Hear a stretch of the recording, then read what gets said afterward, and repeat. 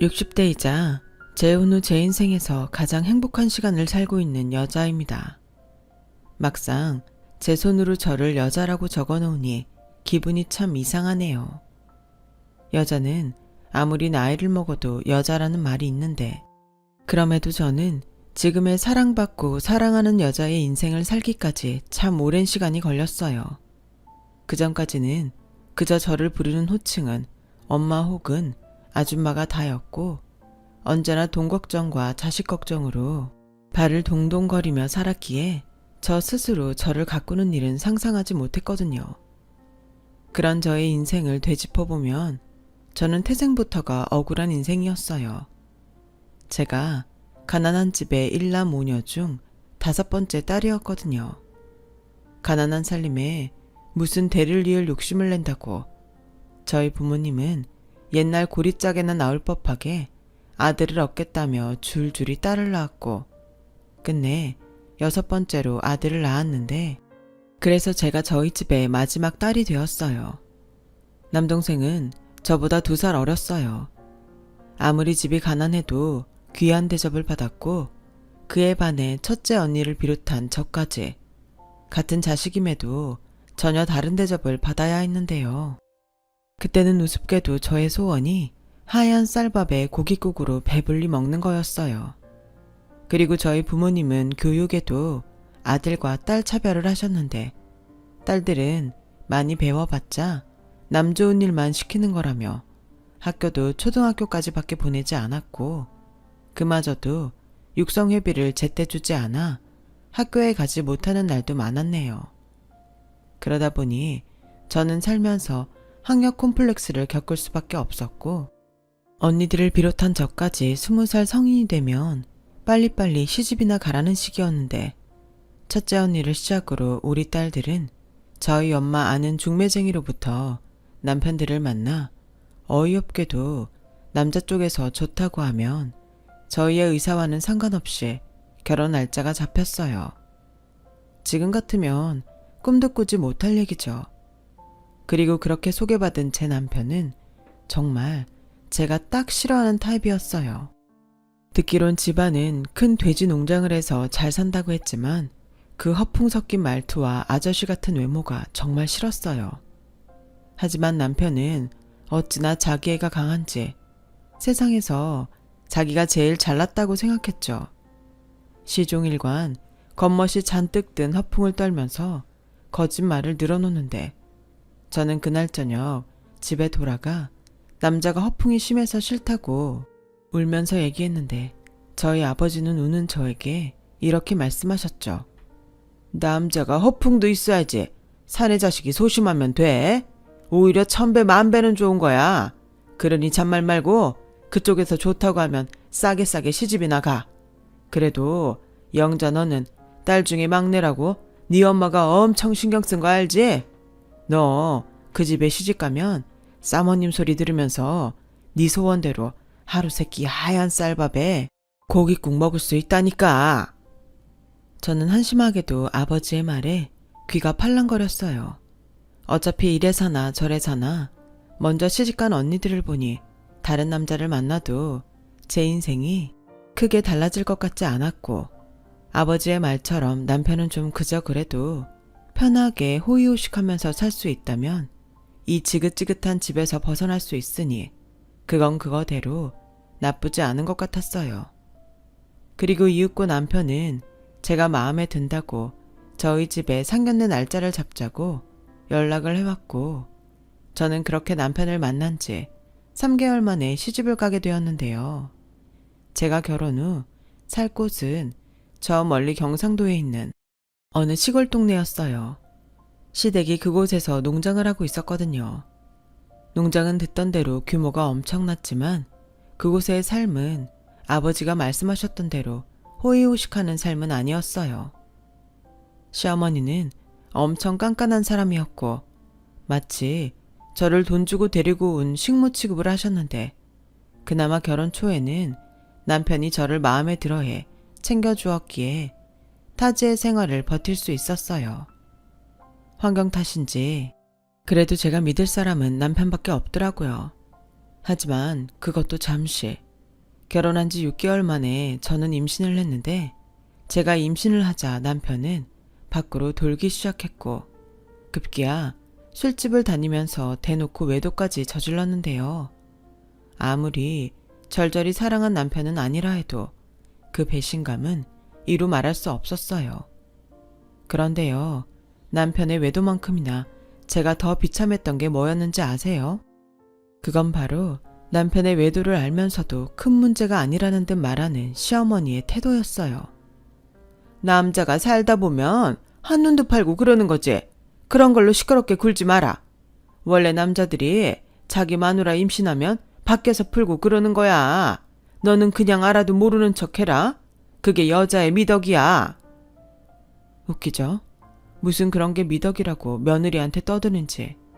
저는 아마도 그때부터 남편에 대한 마음을 완전히 접게 된 것 같아요.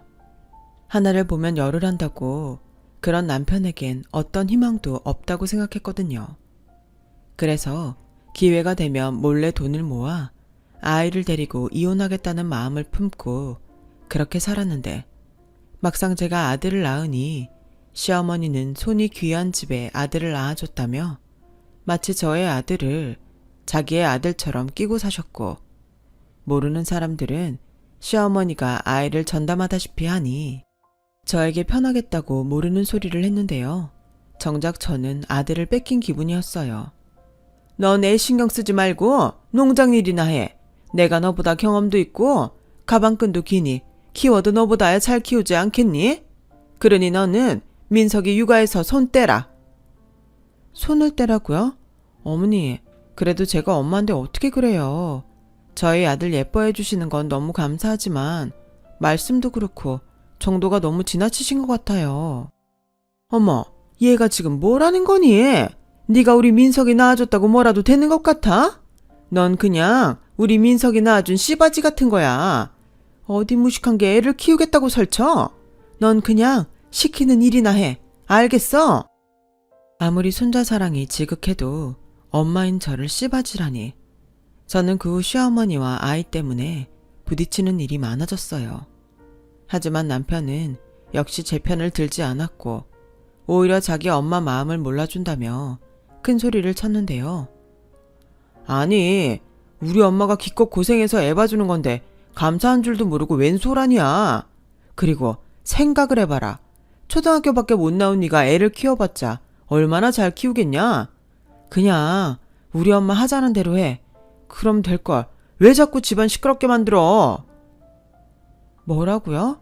아무리 팔은 안으로 굽는다고. 하지만 난 싫어요. 내 아들도 당신처럼 되면 어떡해요? 난 당신처럼 내 아들이 말 같지도 않은 허풍에 밖에 나가 바람이나 피우는 그런 놈으로는 절대 키우고 싶지 않아요. 그 순간 아찔하게 제 얼굴 옆으로 묵직한 유리로 된 잿더리가 날아갔고 벽에 부딪힌 잿더리가 산산조각이 났는데요. 그 뒤 남편은 정말로 미친 사람처럼 소리치며 날뛰기 시작했고 그 소란에 시어머니가 제 아들을 데리고 저희 부부방으로 들어오셨는데요. 그 부모의 그 자식이라고 시어머니는 무슨 일인지 묻지도 않고 아들 편만 계속 들어 제 속을 뒤집어 놓으셨는데 그 순간 저도 꼭지가 돌고 말았어요. 도대체 뭐가 문제여서 집안을 이렇게 시끄럽게 만드니? 너 내가 시키는 거나 하면서 조용히 살라고 했지? 너 이혼당하고 쫓겨나고 싶어? 이혼이요? 제가 바라는 거예요. 근데 제 아들은 제가 데리고 갈 거예요. 누구 맘대로. 그리고 네가 이혼한다고 하면 니네 집에서 퍽이나 좋아하겠다. 아, 내가 말 안 했지? 우리 집에서 니네 친정에 다달이 돈 보내고 있는 거. 너 말이 좋아 시집 온 거지? 우리 집에 팔려온 거야. 뭘 알지도 못하면서? 순간 저는 온 세상이 저를 배신한 것 같은 기분에 사로잡혔고 저를 향해 비열하게 웃는 남편과 시어머니를 더 참고 봐줄 수가 없었어요. 그래서 성난 황소처럼 시어머니를 그대로 들이박았고 시어머니의 손에서 제 아들을 빼앗다시피 해 무작정 그 집을 나왔어요. 하지만 동네가 워낙 좁고 갈 곳이 없었던 저는 그 저녁에 발길이 꽁꽁 묶이고 말았는데요. 그 순간 농장이 바쁠 때 가끔 와서 일을 하시는 할머니가 생각나. 마치 피난이라도 가는 사람처럼 할머니에게 도움을 청했어요. 그러자 할머니는 그간의 제 사정을 알았기에 저에게 아랫목까지 내어주며 이렇게 말씀하셨는데요. 네, 그 집 사람들 참 오래 봤는데 애기 엄마 잘했어. 그 집 사람들 절대 안 변해. 그 욕심 많고 자기들밖에 모르는 거 이 동네 사람들 중에 모르는 사람 있는 줄 알아? 다들 농장에서 불러주면 돈 받을 생각에 쉬쉬할 뿐이지. 우리들끼리는 애기 엄마 불쌍하다는 말을 몇 번이나 했는지 몰라. 그러니 어지간하면 돌아가지 말고 친정이라도 가. 아무리 여자가 시집가면 출가외인이라고 하지만 딸 자식이랑 손준데 내치기야 하겠어? 저희 친정도 마찬가지예요. 시집 올 땐 몰랐는데 저희 시어머니가 매달 저희 친정에 돈을 보내고 있더라고요. 제가 만약 이대로 친정으로 가면 그 사람들은 돈 못 받을까봐 다시 저를 여기로 보낼 거예요. 어머 세상에, 무슨 부모가 그렇게 숭악스러워? 자식을 돈 몇 푼에 팔아? 제 말에 할머니는 말을 더 잇지 못하고 깊은 한숨만 쉬셨고, 한참 뒤 무슨 결심이라도 한 듯 당신의 장롱 속에서 아마도 당신의 쌈짓돈 같은데 그 귀한 것을 저에게 내어주셨어요. 그러면서 애기 엄마 이거 얼마 안 돼. 하지만 이 돈으로 다른 곳에 가서 그 애랑 둘이 살아. 어디에 가서 살든 여기랑 그 친정보다야 낫지 않겠어? 라고 말씀하시는데 저는 염치가 없는 거라는 걸 알면서도 그 돈을 받고 싶었어요. 그 돈이 저에겐 유일한 동아줄 같았거든요. 그래서 저는 꼭 갚겠다는 말을 하고 그 돈을 받았고, 다음날 남편과 시어머니가 눈치챌까 몰래 터미널로 가서 서울행 고속버스 표를 샀는데요. 그렇게 저는 지옥을 빠져나올 수 있었는데, 그런 생각도 잠시, 여자 혼자 아이를 키우며 삭막한 서울살이를 한다는 건 역시 저에겐 또 다른 지옥이었어요. 아이가 어려서 어디 떼놓지도 못했고, 그런 저에게 일자리를 주는 곳은 더더욱이 없었거든요. 게다가 할머니가 주신 돈으로는 월세방도 얻을 수 없었기에 여인숙 달방을 전전하며 살았는데, 그때는 지금보다 방음이 워낙 안 됐기에 아이가 우는 날이면 쫓겨나기 일쑤였어요. 그렇게 힘든 3개월을 보냈고 도저히 서울에서는 살 수가 없을 것 같아 어떻게 해야 하나 막막하기만 했는데, 죽으라는 법은 없다는 말이 맞는지 그때 당시 같은 여인숙 달방에 묵던 한 여자가 아이를 데리고 할 수 있는 일자리가 있다며 어떤 집의 주소와 연락처를 적어줬는데, 아마 그때 그 도움이 없었다면 끝내 저는 서울살이를 포기했을지도 몰라요. 여기 가면 숙식이란 일자리는 해결할 수 있을 거예요. 거기 사모님이 굉장히 인품이 좋으시거든요. 사실은 내가 가려고 했던 곳인데 애기 엄마가 가요. 정말요? 근데 그렇게 좋은 일자리를 저한테 주는 거예요? 왜요? 저는 고향으로 돌아가기로 했거든요. 저희 집이 강원도 산골인데 부모님이 산에서 약초를 캐다 다치셨다고 해서요. 자식이라고는 저 하나라 제가 가서 돌봐드려야죠. 아, 그래요? 저는 너무 감사한 일인데 부모님이 많이 안 다치신 거면 좋겠어요. 그리고 정말 고맙습니다. 이 은혜 평생 잊지 않을게요. 어려운 사람끼리 도와야죠. 애기 잘 키우세요. 저는 그날 그 여자가 저에겐 예수님이고 부처님 같았어요. 그리고 다음날 아침 소개해준 곳에 전화를 했고, 전화를 받은 사모님은 집에 상주하며 가사일을 대신해줄 수 있는 사람을 찾고 있다고 했는데요. 아이가 있어도 괜찮다고 하셨어요. 그래서 그날 바로 신이 나서 그 집으로 갔고, 꽤 큰 2층짜리 주택에 딱 봐도 행복해 보이는 가족들이 있었는데 모두 저와 제 아들을 반갑게 맞이해줬어요. 어머, 정말 애기네? 몇 개월이에요? 이런 작은 애를 데리고 그동안 고생 많았겠네요. 네, 제가 사정이 좀 있어서. 말하고 싶지 않으면 안 해도 돼요. 그리고 주방 옆에 조그만 방이 하나 있는데 그 방 쓰면 되고, 애기 먹을 건 냉장고에서 아무거나 다 써도 되니까 편하게 만들어 먹여요. 대신 우리 남편이랑 우리 딸들 잘 챙겨주고. 내가 아파서 집안일을 잘하지 못하거든요.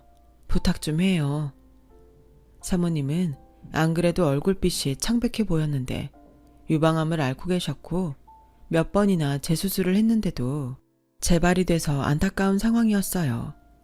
하지만 사장님도 딸들도 모두 희망을 잃지 않고 가족끼리 사이가 좋았는데 이런 집도 있구나 라는 부러움이 생기더라고요. 그 후 저는 정말로 열심히 일했어요.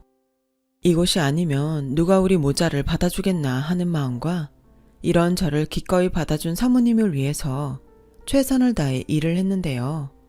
그래도 희망이 있었는지 사모님의 병세는 많이 호전되었죠. 그리고 저는 그곳에서 무려 15년 동안 일을 했고 사모님의 도움으로 그 빌어먹을 남편과도 무사히 이혼할 수 있었는데요.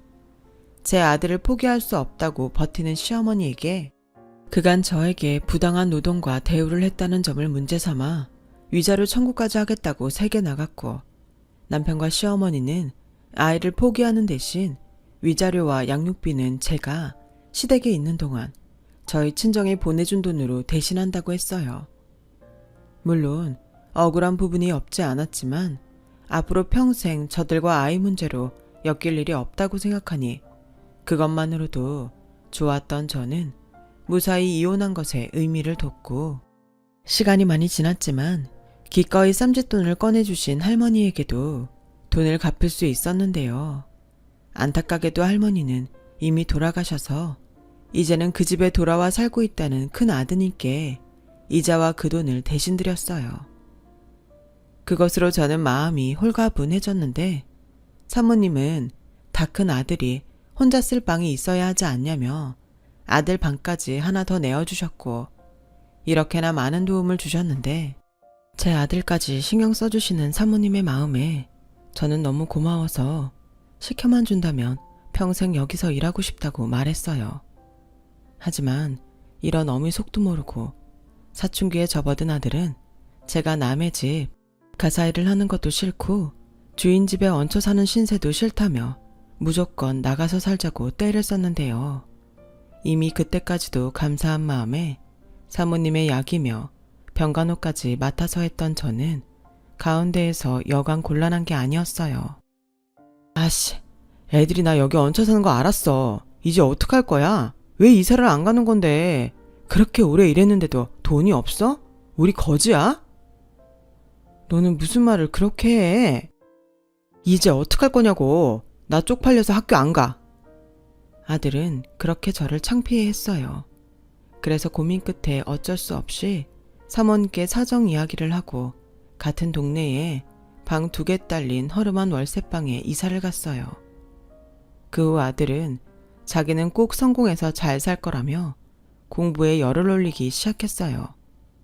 그리고 중3이 되고부터는 학원이나 과외도 없이 전교 1등까지 했는데 식모 아들이 독해서 사교육도 없이 공부를 잘한다며 뒤에서 수군거리더군요. 하지만 아들은 그런 거는 아무 상관없는 듯 했어요. 그리고 자기는 무조건 법대에 들어가 돈 많이 버는 변호사가 될 거라고 하더군요. 소문대로 제 아들이 독하긴 했는지 난다긴다 하는 고등학교에 다니면서도 내내 상위권 성적을 유지했어요. 살가운 아들은 아니었지만 그 덕에 저는 남의 집 일을 하는 처지였지만 체면이 살았었죠. 혹여 아들이 장학금을 받지 못하면 그때는 제 도움이 필요할 테니 저는 저 나름대로 허리띠를 더욱 졸라매며 등록금을 모으기 시작했는데요. 그 즈음부터 사모님이 병세가 심상치 않았어요. 그리고 암이 다른 곳으로 퍼졌다는 말을 듣게 됐는데 그렇게 사이가 좋았던 가족들도 이제는 지쳤다며 하나 둘 사모님 곁을 떠나더군요. 그렇게 평생 아내밖에 모를 것처럼 하던 사장님도 사모님이 병원에 입원하고부터는 완전히 다른 사람이 되어서 병원도 찾지 않았는데 제가 병원에 한번 가보셔야 하는 거 아니냐고 말을 하면 꼭 이렇게 말했어요. 아주머니, 저도 마음이 아파서 못 가는 거예요. 아주머니가 저 대신 우리 집 사람한테 잘해주세요. 제가 돈을 벌어야 병원비도 내지 않겠습니까? 그냥 요즘 제가 많이 바쁘다고 그렇게만 말해주세요. 사람 마음이라는 게 이럴 때 보면 참 믿을 게 못 돼요. 그리고 제가 사장님에게 실망했던 가장 큰 이유는 아내가 아파서 병원에 있는데 자기는 젊은 여자들을 바꿔가며 집에 데리고 와서 외도를 저질렀다는 거였어요. 그리고는 사모님에게 비밀로 하라고 제 입단속까지 했는데 사모님에게 워낙에 받은 은혜가 깊다 보니 그게 정말 힘들었네요. 아픈 사모님에게 사장님의 외도 이야기를 한다는 것이 쉽지 않았고, 그렇다고 사장님이 바라는 대로 알면서도 입 다물고 있자니 그건 사람으로서 못할 짓을 하는 것 같았어요. 이런 고민을 하고 있을 그 무렵 사모님은 결국 병을 이기지 못하고 눈을 감았습니다. 사장님은 기다렸다는 듯 장례를 치렀는데 그 순간은 영정사진 속 사모님과 제가 비참하게는 똑같다는 생각이 들더군요. 그 후 3개월도 지나지 않아 사장님은 젊은 여자와 재혼을 했어요. 그리고 저에게 계속 출퇴근을 하며 집안일을 해달라고 했는데 차마 그건 하고 싶지 않더라고요. 그래서 거절을 하고 돌아와 아들에게 말을 하니 아들은 돈만 받으면 그만이지 뭘 그렇게 따지냐며 저에게 핀잔을 주는 거 있죠. 그 순간 지도 남자라고 지 아빠나 사장님처럼 생각하나 소름까지 돋았는데 아마도 아들은 수능을 앞두고 돈 걱정을 했던 것 같아요. 그래서 네 대학 등록금이며 방 얻어줄 돈은 모았으니 걱정하지 말라고 했더니 그 뒤로는 아무 말도 하지 않더군요. 저는 그때까지 딸이 아닌 아들이라 저러는 줄 알았어요. 남의 집 아들들도 모두 무뚝뚝하고 자기 아쉬울 때만 엄마를 찾는다고 생각했죠. 그래도 저희 아들은 알아서 지 공부 잘하는 아이이니 이 정도는 괜찮다고 생각했어요.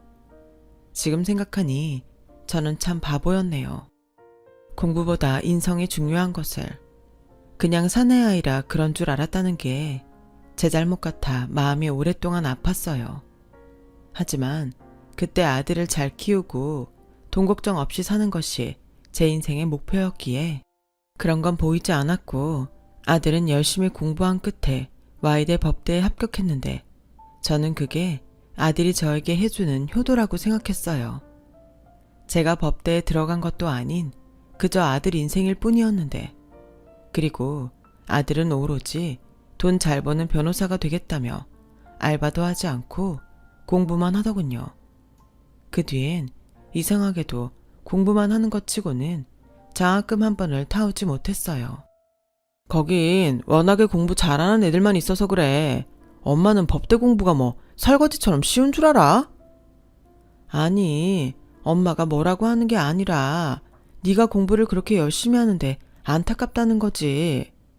거짓말 마. 내가 엄마 돈 갖다 쓰는 게 싫은 거잖아. 이미 군대도 다녀온 아들이 한 말이었어요. 다른 집 아들은 군대에 다녀오면 모두 처리된다고 하던데 저희 아들은 사춘기 시절에 멈춰 있었고 그런 아들이 저에겐 세상의 전부여서 대학 등록금을 대며 식당 일을 했어요.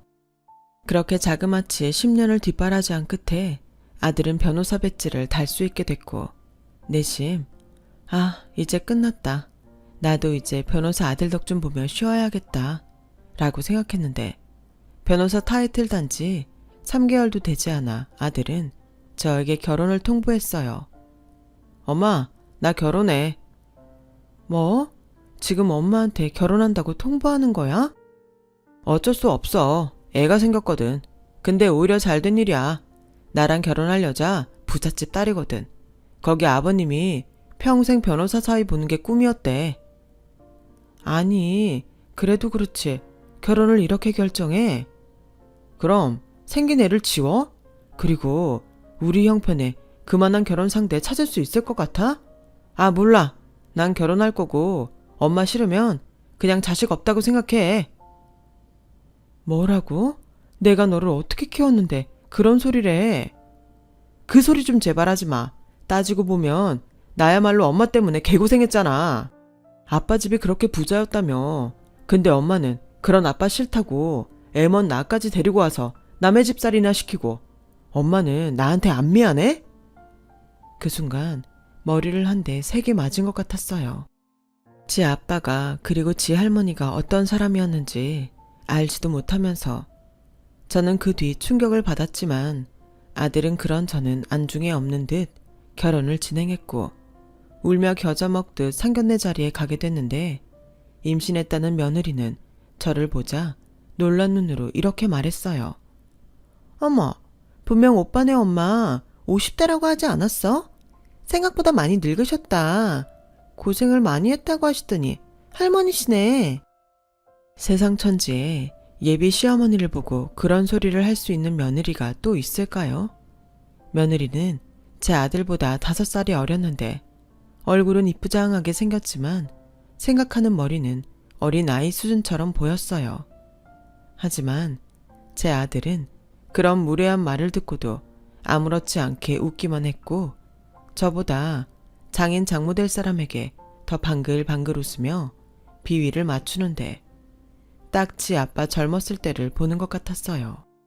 그렇게 키우지 않겠다고 큰 소리까지 쳤는데 저는 씁쓸한 마음에 입안도 까끌거렸고 음식도 먹는 둥 마는 둥 하며 상견례를 마쳤는데 사돈네가 부자는 부자인지 제 아들이 변호사니 아무것도 필요 없다며 모든 걸 자기네들이 알아서 한다고 했어요. 아들은 그 소리에 크게 웃으며 감사하다고 몇 번이고 고개를 조아렸어요. 그리고는 저에게 봤지? 나도 이제 든든한 처가가 생겼어. 이제 고생 끝, 행복 시작이야. 엄마도 좋지? 라고 말하는데 저는 이미 결정된 결혼에 초를 쳐서 뭐하나 싶어 그냥 웃어 넘겼어요. 그리고 아들의 결혼은 며느리의 배가 불러오기 전에 해야 한다는 사돈 내외의 뜻에 따라 정말 초스피드로 진행됐죠. 결혼식이 끝나자 아들은 사돈이 마련해준 20평대 아파트에서 신혼을 시작했는데 결혼한 아들은 어버이날에도 제 생일에도 바쁘다는 핑계로 저를 찾아오지 않았어요. 그저 용돈 10만원 보내주는 게 다였는데 며느리도 마찬가지였죠. 그 흔한 안부전화한 통도 없었으니까요. 하지만 새끼가 뭔지 하루에도 너는 너, 나는 나 각자 살자 라는 생각을 하다가도 돈 많은 처가에서 무시나 당하는 건 아닌지 걱정이 됐고 게다가 손주 출산도 얼마 남지 않으니 마음이 쓰였어요. 그리고 이윽고 며느리가 결혼한 지 얼마 안 돼 딸을 낳았고 저는 미우나 고우나 할머니가 됐다는 기쁨에 그간의 서운함을 잊으려 했는데요. 손주 얼굴 볼 날만 기다리던 저에게 아들은 전화로 엄마, 애기는 면역력이 약하니까 애기는 나중에 보러 와. 어차피 우리 바로 산후조리원 들어갈 거야. 산후조리원은 보호자 말고는 못 들어오니까 내가 나중에 집에 가면 연락할게요. 라고 말했고 저는 서운한 마음에 아들에게 이럴 거면 평생 연락하지 말라고 처음으로 크게 화를 냈는데요. 제가 아무리 화를 냈어도 아들은 미안하다고 사과하지 않았어요.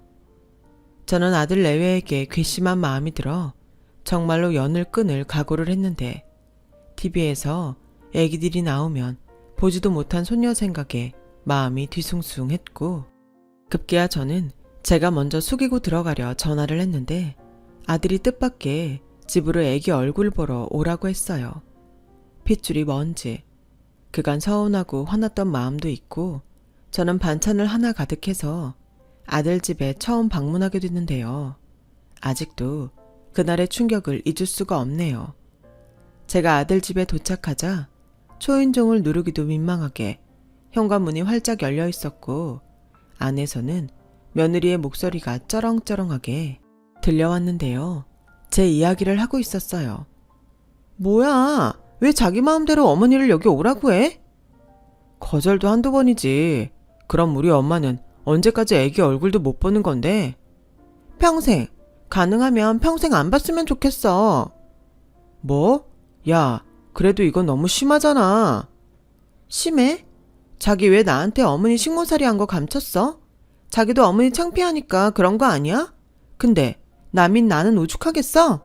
가난한 자기 하나 건져준 것만 해도 감지덕지라고 생각해. 순간 저는 두 손이 바들바들 떨렸어요. 그래서 가지고 온 반찬을 손에서 놓쳤고 그 소리가 복도에 울렸는데 그제야 아들이 나와서 저를 봤어요. 그리고 아들 얼굴을 본 순간 눈물이 울컥 나오더라고요. 엄마, 언제 왔어? 1층 문 열려 있었나? 그래도 전화라도 하지. 엄마는 그냥 문이 열려 있어서. 근데 그냥 갈게. 엄마, 진짜 미안한데 내가 이런 말하면 나쁜 놈인 거 아는데. 엄마, 우리 당분간 보지 말자. 알잖아. 나 가진 거 하나 없이 변호사 타이틀 하나로 결혼한 거. 앞으로 사무실 개원이나 이것저것 처가에 도움받을 일투성인데 와이프 싫다는 일 안 하고 싶어. 엄마가 나 좀 이해해주면 안 될까? 나 엄마 아들이잖아. 아들이 잘 살기 바라는 게 엄마 마음 아니야? 참, 그 말을 듣는데 그 똑똑한 아들이 언제 저렇게 멍청해졌나 싶었어요. 그리고 이젠 정말 천륜이라도 끊어버리자 하는 마음으로 뒤돌아 서려고 하는데 제 등 뒤에서 짜증난 며느리의 목소리가 들리더군요. 뭐야? 진짜 온 거야? 아씨, 짜증나. 예, 나 그냥 갈 거야. 그리고 네가 바라는 대로 평생 오지 않을 테니 내 아들 그만 잡아. 어머머, 어머니, 지금 저한테 뭐라고 하시는 거예요? 어머니가 그럴 입장이 되신다고 생각해요?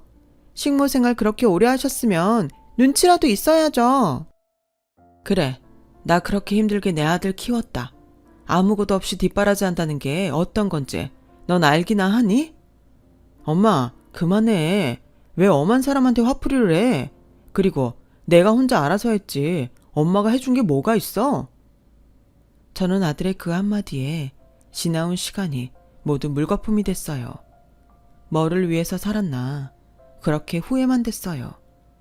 그 후 저는 정말로 그런 자식은 애초부터 없었다는 듯 살았고 무슨 운명의 장난인지 다 늙어서 저 좋다는 사람을 만나게 됐는데 하도 이 사람 저 사람에게 대이다 보니 제 평생의 남편이 될 인연인 줄도 모르고 거절만 수십 번을 했어요.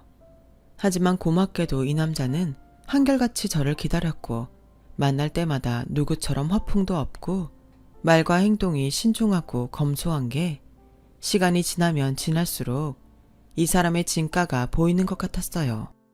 무엇보다 사람이 진실한 게 제 마음을 움직였죠. 그래서 50대 나이에 처음으로 연애를 시작했어요. 그리고 그 남자에게 평생 받지 못한 사랑을 받게 됐는데 그 남자와 사계절을 모두 보낸 뒤 청혼을 받던 날 저는 뜻밖의 사실을 알게 됐어요. 글쎄, 항상 검소하게만 다니던 이 남자가 사실은 큰 공장을 갖고 있는 사장님이더라고요. 게다가 평생 일만 해서 결혼도 하지 못한 총각이었는데 아직도 사실 확인이 어렵지만 제가 첫사랑이래요. 그래서 자기는 자신의 모든 것을 저에게 쏟아 평생 잘해주고 싶다고 했는데요. 그 순간 어릴 때 하얀 쌀밥에 고깃국으로 배불러 보고 싶다는 어린 제가 생각났고 이미 꽃다운 시절은 다 갔지만 남은 시간은 이 남자의 사랑을 받으며 살고 싶다는 마음이 들었죠. 그래서 작지만 둘만의 가장 행복한 결혼식을 올렸습니다. 평생 부럽다고 생각하기만 한 마당 있는 주택에서 신혼생활을 시작했는데 제 생일이 다가올 즈음 남편이 먼저 아들 내외를 집에 초대하는 게 어떻겠냐고 했어요. 아들 내외를요? 난 싫어요.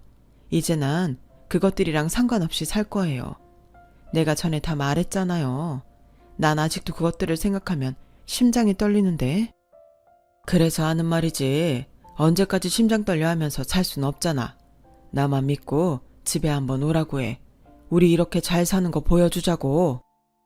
저는 남편의 말에 그래, 나도 이렇게 잘 산다는 거 그것들에게 보여주자 라고 생각했고 참 오랜만에 아들에게 전화를 했는데요. 아들은 역시나 제 전화를 반가워하지 않았어요. 하지만 제가 재혼을 했고 남편이 시키는 대로 새아버지가 니네 장인처럼 부자라고 말을 하니 아들은 손녀와 며느리를 데리고 집에 오겠다고 먼저 말을 했고 주소를 알려달라고 했는데요. 그 주 아들 내외는 뭐가 급했는지 저희 신혼집을 찾아왔어요.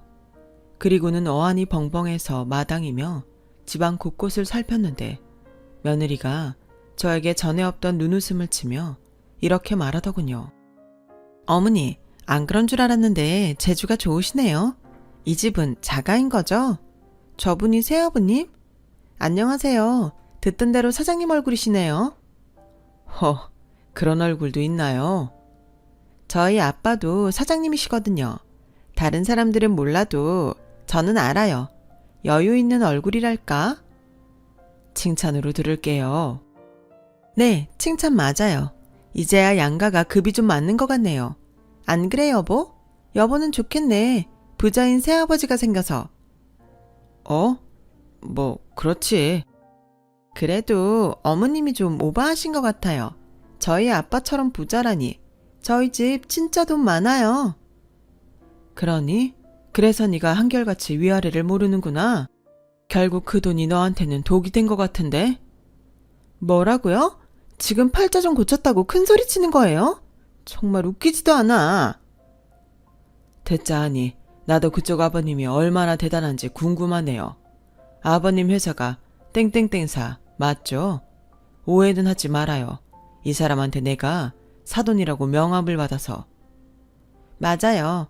보셔서 아시겠지만 저희 아빠 대리점도 많고 그 업계에서는 유명해요. 유명하더라고요. 악덕 사장님으로. 그리고 그 대리점에 들어가는 물건 다 우리 공장에서 만드는데 혹시 그것도 알아요? 네? 그게 무슨... 대리점이라는 게 물건 만들 수 있는 공장 없으면 망하는 거 한순간인데 게다가 그쪽 아버지 그쪽이 아는 것처럼 자금 사정도 좋지 않아서 얼마 전에 나한테까지 와서 무릎 꿇고 물건 만들어 달라고 빌고 갔어요. 난 사돈인지도 모르고 돌려보냈는데 내가 그 명함 받고 얼마나 놀랐는지 몰라요. 난 성품이 별로인 사장님하고 일을 안 해서. 며느리는 제 남편의 말에 꿀먹은 벙어리가 됐어요. 그리고 아들은 미묘하게 입꼬리를 올리며 웃는 것 같았는데 언제부터 그렇게 살가운 아들이었다고 음식이 맛있네, 엄마가 보고 싶었네 라며 마음에도 없는 소리를 했는데요. 이번에도 남편이 그런 아들을 먼저 꾸짖었어요. 돈 있으면 부모고 돈이 없으면 짐인가? 똑똑히 듣게 자네가 먼저 자네 엄마에게 보지 말자고 했나? 이 순간부터 난 내 아내를 자네한테 평생 안 보여줄 작정이네. 네? 아니 그래도 저와 엄마는 천륜인데요. 그런 천륜을 자네가 먼저 끊자고 했던 거 아닌가? 아니 그럼 도대체 여길 왜 오러 간 거예요? 뭐 자랑이라도 하시려고요? 맞네. 내가 자네들 불러다 자랑 한번 하자고 했네. 내가 이런 말 하는 거 별로 좋아하는 스타일은 아닌데 돈이라면 나도 차고 넘치네. 나는 앞으로 자네 어머니랑 평생 행복하게 살 거야. 자네 아니어도 내가 행복하게 해줄 걸세. 그러니 자네 엄마 생각은 하지 말고 자네나 잘 살아.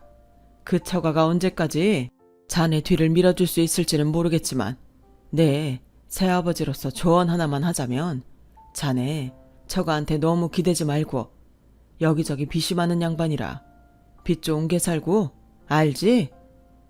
아들은 그 순간 얼굴이 일그러졌어요. 그리고는 저희 남편에게 잘못했다고 후회하고 있었다고 빌기 시작했는데 이러니 저러니 해도 꼴보기 싫은 건 매한가지더군요. 그리고 아들의 그 모습을 보며 며느리는 절대 그럴 일이 없다며 눈에 쌍심지를 켰고 씩씩거리며 해놓은 음식도 다 먹지 않고 돌아갔는데 1년도 되지 않아 아들은 남편의 말이 맞았다며 이혼을 할 거라고 연락을 해왔어요. 그러면서 처가보다 자기 집이 더 잘 사니 그런 처가는 필요 없다고 하는데 더는 그런 아들의 말을 들어줄 수 없어서 그 전화를 끝으로 저는 핸드폰 번호를 바꿔버렸는데요. 아들이 점점 인간 쓰레기가 되어가는 걸 더는 보고 싶지 않았어요.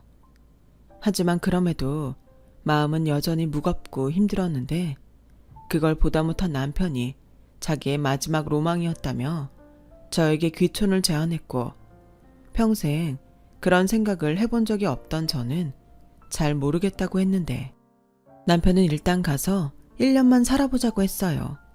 그러면서 거기 가서 다 잊고 작은 텃밭에서 우리 먹을 거 키워가며 장날엔 시장 데이트도 하자고 어찌나 사탕발림으로 꼬시던지. 그만 홀랑 넘어가서 저는 지금 7년째 귀촌 생활을 이어가고 있네요. 모르는 사람들은 귀촌을 하면 유유자적하게 한가로울 거라고 생각하지만 실제로 시골 생활은 할 일도 많고 바쁘게 하루가 돌아가요. 근데 이게 묘하게 중독인 게 안 하면 안 할 수도 있는데 안 할 수가 없다는 겁니다. 그러면서 저절로 깨달았어요. 인생이 너무 짧다는 것을요. 저는 이미 인생의 절반을 엉뚱한 곳에 모두 써버렸는데 남은 인생까지 그렇게 살고 싶지 않다는 생각을 하게 됐죠. 그래서 남은 시간은 열심히 산 만큼 제가 부릴 수 있는 사치를 하며 살기로 마음먹었어요. 돈을 쓰는 그런 사치가 아니라 돈으로 살 수 없는 그런 사치를 하면서요. 그렇게 생각하니 아들이 그렇게 큰 것도 이젠 제 잘못만은 아닌 것 같고, 또 그런 아들을 위해 평생 노력하며 산 제 인생도 다 헛산 건 아닌 것 같은 기분이 드는 게, 저는 이제야 비로소 진정한 제 인생을 사는 것 같아요. 그리고 남편은 가끔 회사에 일이 있으면 서울에 가기도 하는데, 남편이 없는 집은 너무 허전해서 그동안 어떻게 혼자 살았나 싶은 생각이 들 정도로 이제 남편 없으면 살 수 없는 그런 사람이 되고 말았어요. 누군가는 그렇게 생각할 수도 있겠죠. 남편이 부자라 행복한 거라고요. 부정할 수 없는 부분도 있지만 저는 그럼에도 말하고 싶어요. 이 사람이라 행복한 거라고요. 저는 그래서 남편이 있는 지금이 너무 감사합니다. 죽기 전 바라는 소망이 있다면 언젠가 저희 못난 아들도 세상의 이치를 깨닫고 자기 잘못을 반성하는 날이 왔으면 좋겠어요. 평생 보지 않아도 상관없는데 그래도 아들이 자기 인생을 더 이상은 망치지 않았으면 좋겠어요. 지금까지 저의 이야기 들어주셔서 정말 감사합니다. 여러분의 매일이 가치 있는 날들이 되길 진심으로 바랄게요. 여러분, 사연 댓글에 응원과 현명한 조언 부탁드려요. 좋아요와 구독은 저에게 큰 힘이 됩니다. 오늘도 좋은 일 가득하세요. 저는 내년 초 3월에 결혼식을 올릴 예정이었던 20대 후반 여성입니다. 눈치 빠르신 분들은 이미 아실 텐데 저는 시댁의 이상한 강요에 파혼했어요.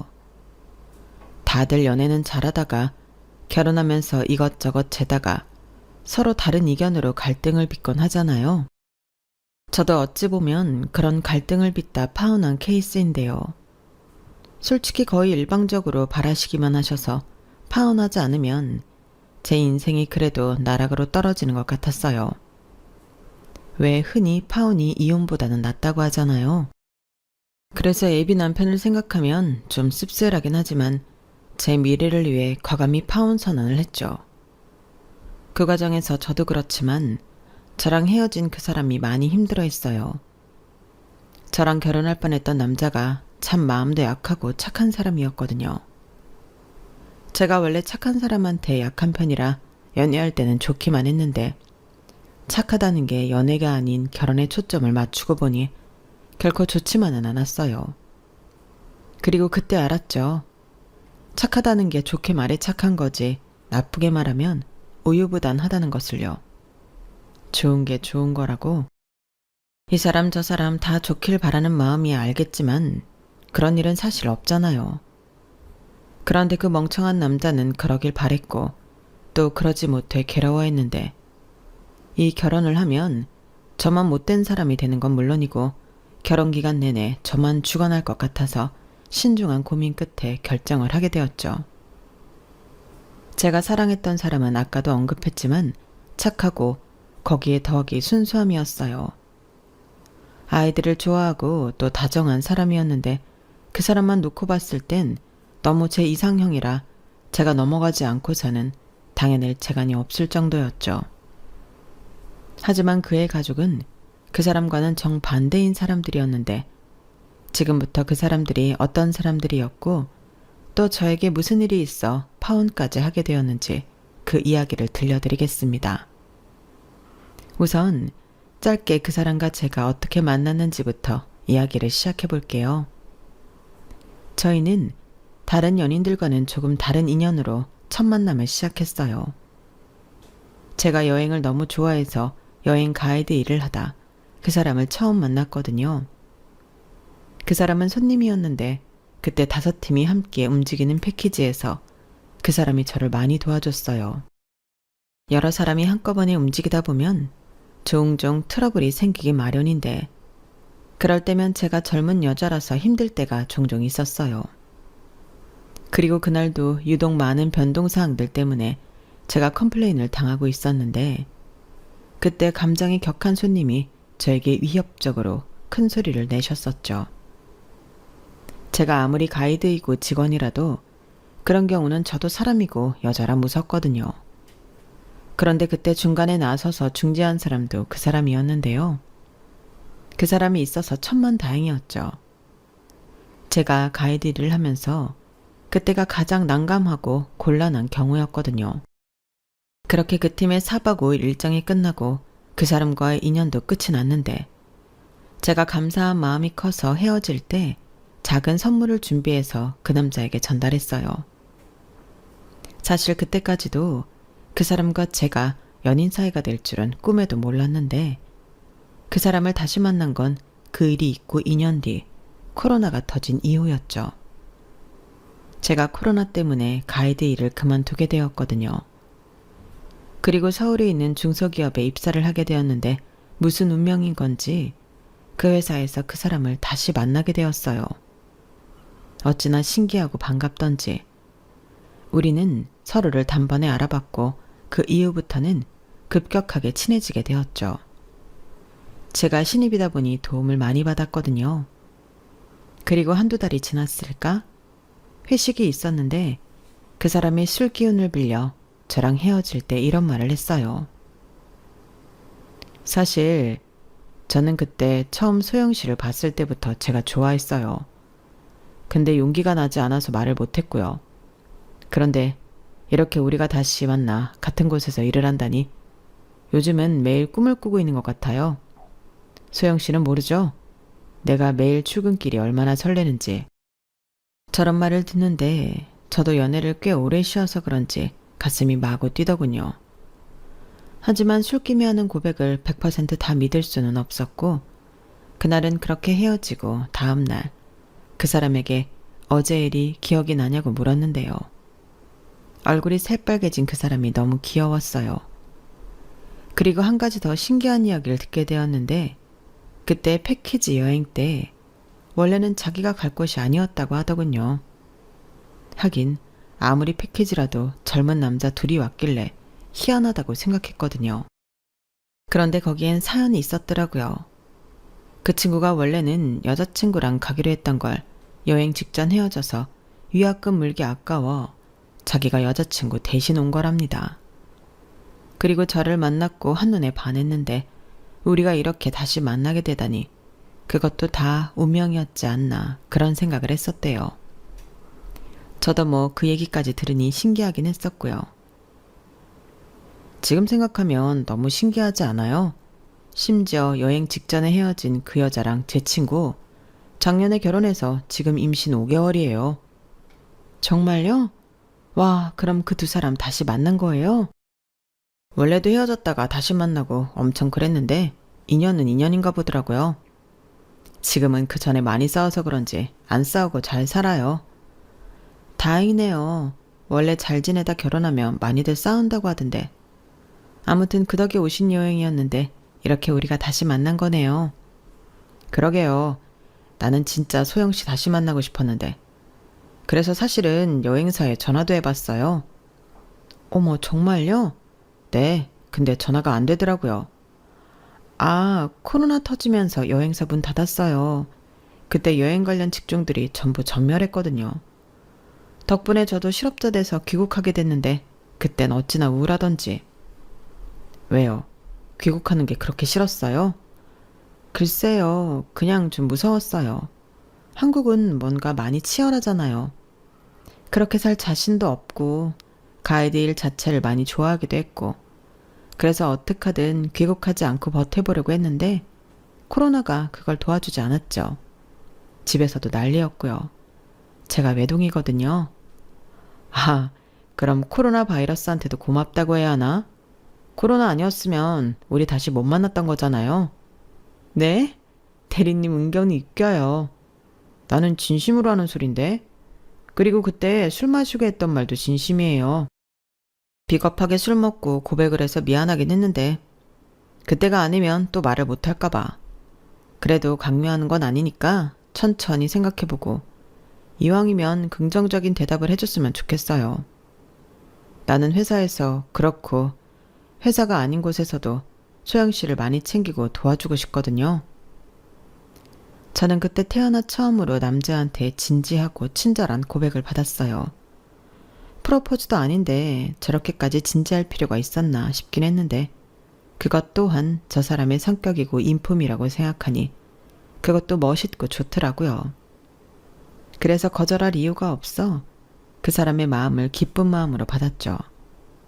그땐 이미 저도 그 사람에게 특별한 감정을 느끼고 있었고 저희의 만남이 예사로운 인연이 아니라고 생각했거든요.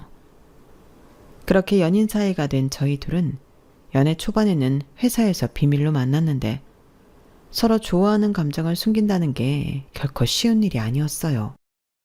아니, 열심히 숨겼다고 생각했는데 회사에서는 이미 소문이 다 났더라고요. 그리고 그 후에는 그냥 편하게 대놓고 연애를 했는데 사내 연애의 장점은 보고 싶을 때 언제든 볼 수 있다는 거였죠. 비상계단이 저희들의 사랑스러운 아지트가 되었고요. 그렇게 전반적으로 그 사람과의 연애는 큰 싸움 없이 즐겁기만 했어요. 연애 상대가 된 그 사람은 여전히 착하고 자상한 사람이었어요. 그리고 연인인 저 말고도 사람 자체가 좋아 다른 사람들에게도 평판이 좋은 사람이었는데 회사에서도 일 잘하고 사람 좋기로 유명했죠. 그런데요, 사람은 누구나 좋은 점만 있는 건 아니라고 연애를 하면서 이건 좀 하는 부분이 있더군요. 좋게 말하면 검소하고 알뜰하다고 말할 수 있는데 나쁘게 말하면 돈에 있어서는 좀 궁상맞은 부분이 많았어요. 특히 돌발 상황에 있어 돈을 쓰는 일에는 매우 소극적이었는데 예를 들면 미처 생각하지 못하고 나왔다가 비가 오는 경우도 있잖아요. 딱 봐도 소나기가 아니고 계속 올 비 같으면 누구나 집에 우산이 있어도 지금 당장 필요해서 우산을 살 텐데 그 사람은 그걸 너무 아까워하더군요. 심지어 저도 우산이 없어 그럼 내가 우산을 살 테니 같이 쓰자고 해도 그걸 못하게 말렸어요. 그러면서 낭만이니 어쩌니 하면서 그 비를 맞자고 했는데 결국 둘 다 그 비를 맞고 심한 감기에 걸려서 저는 병원에 가서 수액까지 맞고 보름 넘게 생고생을 해야만 했죠. 그렇게 따지면 우산값이 병원비랑 약값에 비하면 훨씬 싼 거였잖아요. 그렇게 그 남자는 지금 당장 아까운 것만 신경 쓰고 멀리 내다보지 못하는 사람이었어요. 그에 반면 저는 돈은 적당히 쓰면서 편하게 지내자는 주의로 돈을 맹목적으로 모으기보단 쓸 곳에는 쓰며 저의 행복을 충족시켜야 한다고 생각하는 편이었는데 이렇듯 돈에 있어 저희 두 사람이 다른 가치관을 갖고 있다 보니 결혼 준비를 하면서 많이 부딪히게 되었죠. 그리고 그런 과정에서 그 사람뿐만 아니라 그 집 사람들이 전부 그런 사고방식을 가진 사람이라는 걸 알게 되었는데 그게 파혼의 시초였어요. 돈에 있어 궁상 떠는 것도 크게 양보해서 넘어갈 수는 있었는데 자기 돈은 아까우면서 남의 돈은 쉽게 생각하는 그 마인드는 참아줄 수가 없었거든요. 그에 반면 저희 집은 부모님이 일찍이 경매나 투자 같은 것에 관심이 많으셔서 제가 결혼할 즈음엔 아파트 원룸 상가 같은 건물 임대업을 하고 계셨는데 그러니 상대적으로 저희 집에 더 여유가 있었던 건 사실이었거든요. 하지만 저희 집이 처음부터 여유가 있던 게 아니고 제가 중학교에 다닐 때만 해도 굉장히 어려운 형편이었는데 저희 아빠가 마지막이라고 생각하고 한 투자가 생각보다 수익이 많이 나면서 힘들었던 집이 점점 형편이 펴지게 되었어요. 돈이 돈을 번다고 저는 어릴 때 그런 걸 남들보다 빨리 알게 되었죠. 그렇다고 저희 부모님은 허튼 곳에 돈을 쓰거나 하진 않으셨는데 형편이 좋아지고 가족여행도 자주 다니고 저에게 배우고 싶은 것이 있으면 아낌없이 지원을 해주셔서 나름 풍족하게 잘 누리고 살았어요. 특히 저희 아빠가 평소 가지고 있는 인생 철학이 한 번 사는 인생 무조건 원하는 대로 또 멋있게 살아야 한다였는데 그래서 외동딸임에도 불구하고 제가 해외에 나가서 살고 싶다고 하니 그러라고 허락을 해주신 거였죠. 그러면서 돈은 행복하게 사는데 필요한 수단일 뿐 돈에 얽매여 살지 말라고 당부하셨는데 그렇다 보니 양가가 돈을 두고 대하는 자세 자체가 달라도 너무 달랐어요. 하지만 그땐 콩깍지 때문인 건지 그 심각성을 미처 깨닫지 못했는데 오히려 결혼하면 둘이 벌어 더 많이 행복하게 살겠다는 부푼 꿈만 꾸고 있었죠. 하지만 결혼은 현실이라고 알면 알수록 이 결혼은 하면 안 될 것만 같았는데요. 일단 결혼을 준비하면서 알게 된 사실로 예비 시부모님은 그다지 노후 준비가 되어 있지 않으셨어요. 아들만 둘이 있는 집이었는데 결혼한 아주버님도 생활고에 시달리고 있었고 그나마 남자친구였던 그 사람이 벌이가 있어 그 벌이의 50%를 식구들이 기대어 살고 있었는데 그때 처음으로 제가 충격을 받았죠. 그러면 결혼 후에도 그 50%를 들어야 하나? 제가 심각하게 그 사람에게 물었는데 그때 남자친구였던 그 사람이 선뜻 대답을 하지 못했어요. 그런데요. 대답을 하지 못한다는 건 사실 그렇다고 말하는 것과 같은 거 아닌가요? 저는 살짝 그때부터 이 결혼을 해도 괜찮은 건가? 브레이크가 걸리기 시작했고 이기적이라고 생각하실 수도 있지만 아들 등에 빨대를 꽂고 사는 듯한 그 부모와 가족들을 제가 감당할 수는 없을 것 같더라고요.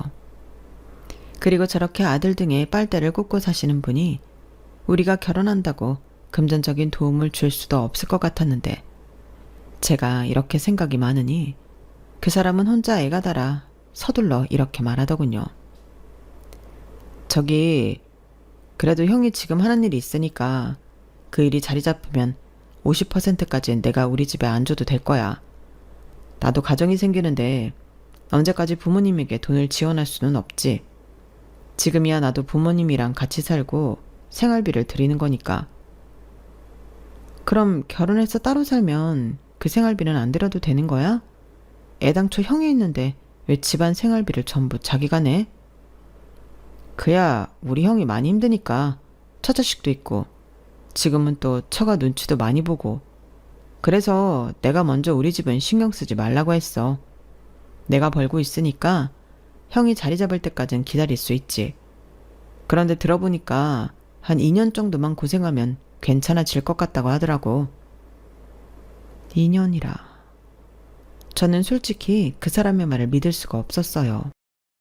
평생을 동생에게 부모님 복량을 떠넘긴 형인데 형편이 좋아졌다고 갑자기 개가천선할 리가 없다고 생각했죠.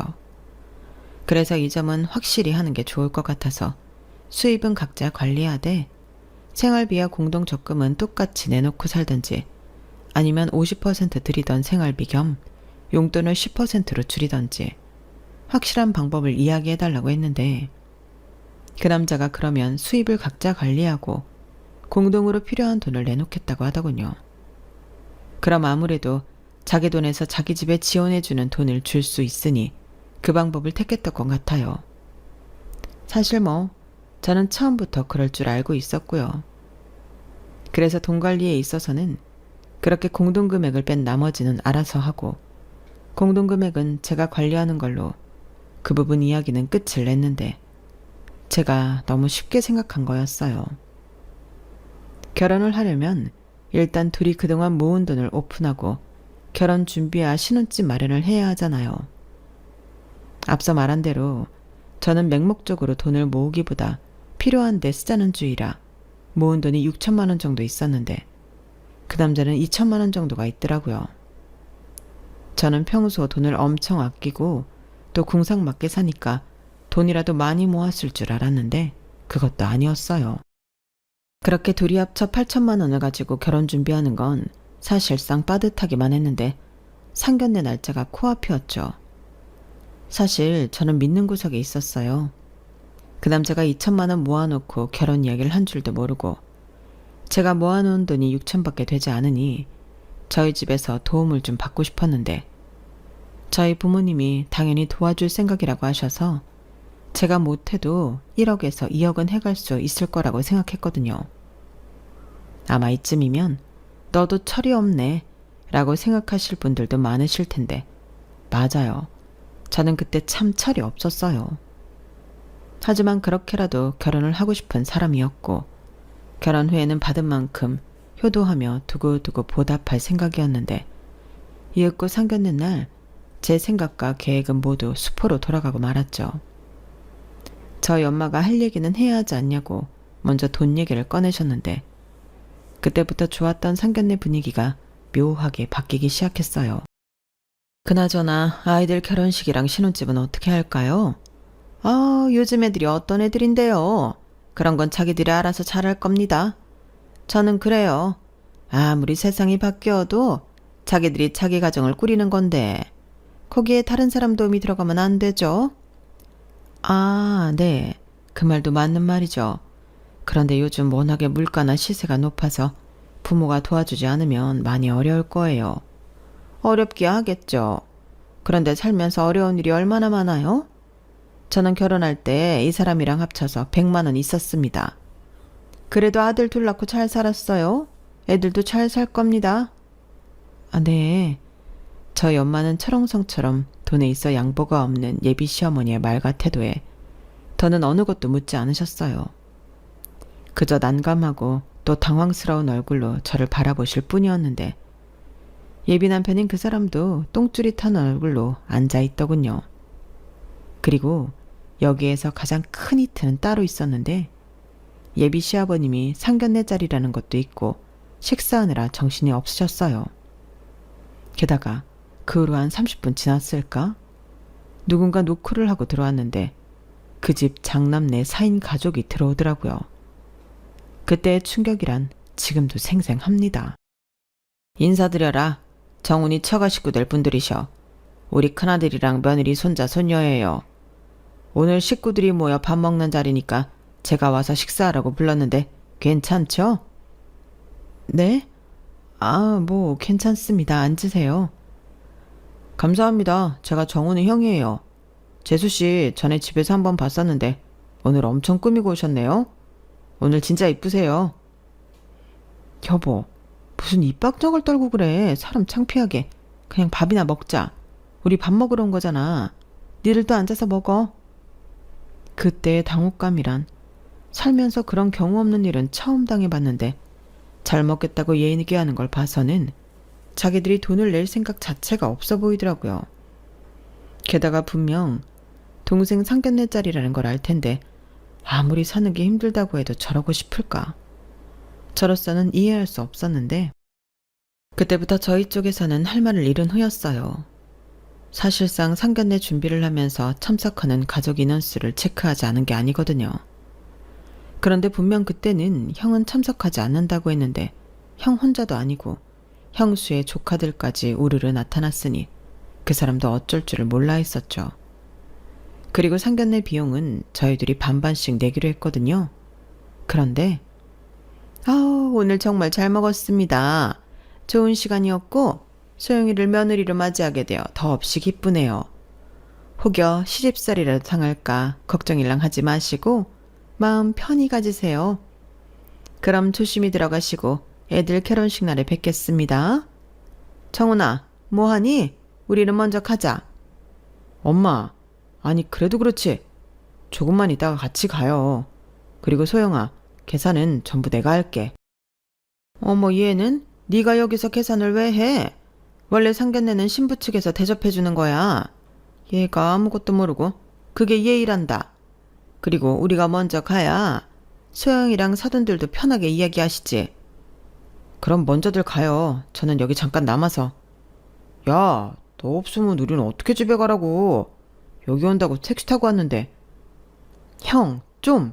형이 모시고 가면 되잖아. 택시비 얼마나 한다고. 얌마, 나는 세상에서 택시비가 제일 아까워. 그럼 네 차키를 줘. 그럼 되잖아. 아우, 시끄러워. 공짜 밥 먹게 해줬는데 너는 불만도 많다. 창피하니까 그만해라. 그리고 정훈이 네가 여기 왜 남아? 그럼 너는 혼자 뭐 버스 타고 집에 오려고? 됐다. 창가도 가기 전에 벌써 이 집 식구 데리고 하네. 저기 저희 아들이 소영이가 너무 좋은가 봐요. 제가 벌써부터 서운해지려고 합니다.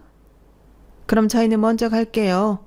소영아, 결혼 준비 잘하고 상의할 거 있으면 언제든지 연락해라. 이렇게 앉은 자리에서 코 베이듯 덤탱이를 쓰게 되었는데 그때의 황당함은 이루 말할 수가 없었어요. 그 사이 저희 아빠는 식사값을 모두 계산해버렸고 저는 이건 아니다 싶어 영수증을 사진으로 찍어서 남자친구인 그 사람에게 보내는데 그 사람이 돈은 바로 입금해 주더군요. 그러면서 자기도 이렇게 될 줄 몰랐다며 미안하다고 했는데 먼저 저렇게 저자세로 나오니 저도 더는 아무 말 못하겠더라고요. 그래서 괜찮다고 마음에 없는 소리를 했고 돈은 아빠한테 돌려드렸는데 저희 아빠가 싫다고 하셨어요. 그냥 식사 대접했다고 생각하면 된다고 저더러 뭐하러 그 돈을 받았냐고 꾸짖으셨는데 그리고는 그 돈은 그 사람에게 돌려주라고 하셨죠.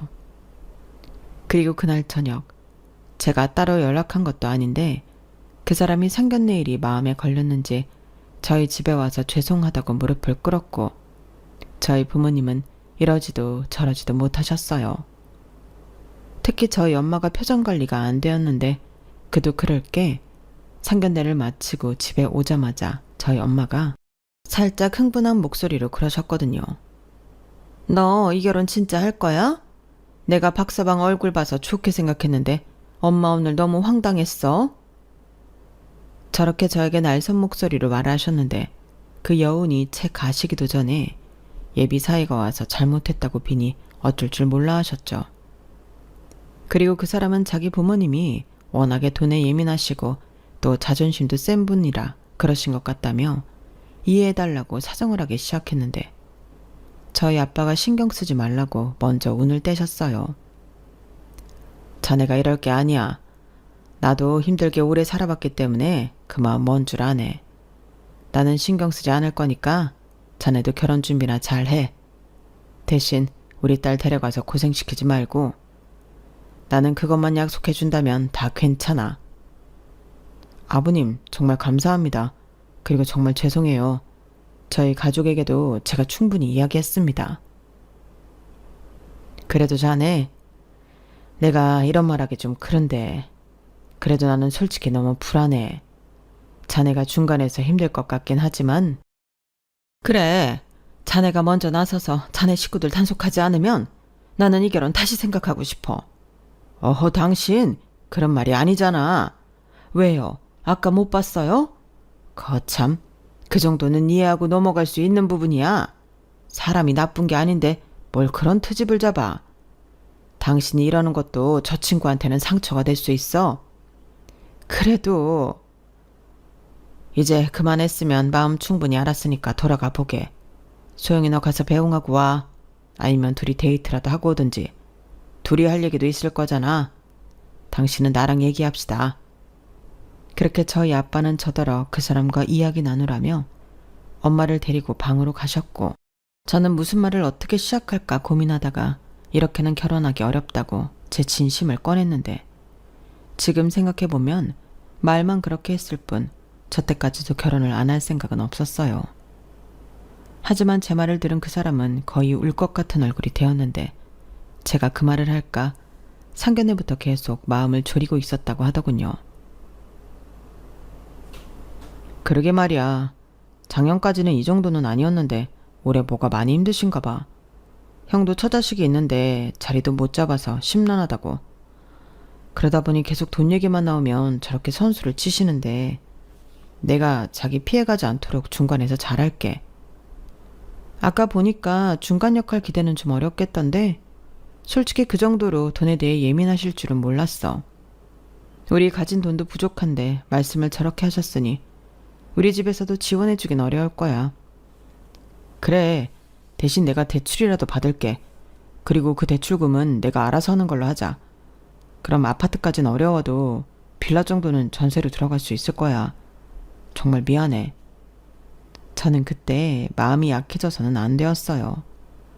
하지만 또 제가 사랑하는 사람이 제 앞에서 기가 죽은 모습을 보니 마음이 좋지 않았고, 일단 결혼은 하고 시댁과는 거리를 두고 살면 어떨까, 그런 짧은 생각을 제 딴에는 현명한 생각이라 착각하며 하고 있었는데, 다음날 저희 아빠가 저에게 절대 거절할 수 없는 제안을 하셨죠. 네 엄마가 걱정이 태산이야. 니들이 무슨 돈이 있어서 신혼집이랑 혼수를 마련하냐고. 그래서 아빠가 생각해봤는데 이번에 전세 계약이 만료돼서 나가는 신혼부부가 있거든. 너희만 괜찮으면 그 집 빌려줄 테니 거기서 한 4년 정도 돈을 모아보면 어떠니? 도배랑 간단한 수리는 아빠가 해줄게. 어차피 내 집이니까. 정말? 그러면 나는 너무 좋지. 근데 아빠가 손해보는 거 아니야? 전세 보증금 빼줘야 하잖아. 보증금이 적지 않을 텐데. 그야 그렇지. 그렇다고 내가 뭐 없는 니들한테 보증금을 내놓으라고 할 수 있냐? 그래도 어차피 다음 세입자 받으면 그 돈은 고스란히 내 돈이 되는 거니까 괜찮아. 아빠가 허리띠 좀 졸라 매면 되지. 대신 그 집에서 싸우지 말고 잘 지내. 그 집이 그래도 들어오는 사람마다 잘 돼서 나가는 집이야. 고마워 아빠. 나 진짜 사실 걱정 많았거든. 나 진짜 잘 살고 그 집에서 많이 행복할게. 그래, 애도 낳고 행복하게 살아. 다른 게 효도냐? 아빠한테는 네가 잘 사는 게 1등 효도야. 참 감사한 일이었죠. 결혼하면서 돈도 지원 못 받게 되었는데 집이라니. 저에게는 너무나도 달콤한 제안이었어요. 그래서 신나서 그 사람한테 이 사실을 알렸고, 그 사람도 한시름 덜었다는 듯 집안에 들어가는 혼수품들은 자기 돈으로 해서 들어가자고 했는데, 그때는 제가 결혼한다는 게 실감이 났어요. 철없이 부모한테 도움받아서 하는 결혼인데도 좋기만 하더라고요. 하지만 그 좋은 기분도 오래가진 못했는데, 그 이유는 뻔뻔한 예비 시어머니 때문이었죠. 저희 아빠가 집을 빌려준다는 말을 잘못 듣고 집을 준다는 걸로 한 예비 시어머니가 저에게 따로 좀 보자고 연락을 하셨어요. 솔직히 상견례 이후 완전 비호감이 된 예비 시어머니라 보고 싶은 마음은 없었는데, 또 보자고 하는 어른에게 싫다고 할 수 없으니 마음 단단히 먹고 그 자리에 나갔죠. 혹여 당신 자존심 때문에 그 집을 받지 말라고 한다면 어떻게든 설득할 생각이었는데, 예비 시어머니는 제 예상과는 전혀 다른 이야기를 꺼내셨어요. 청훈이한테 이 얘기 들었다. 부모님이 신혼집을 해주신다고?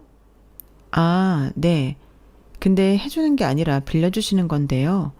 4년 정도 무상으로 쓰면서 돈 모으라고 하셨어요. 뭐야? 그런 거였어?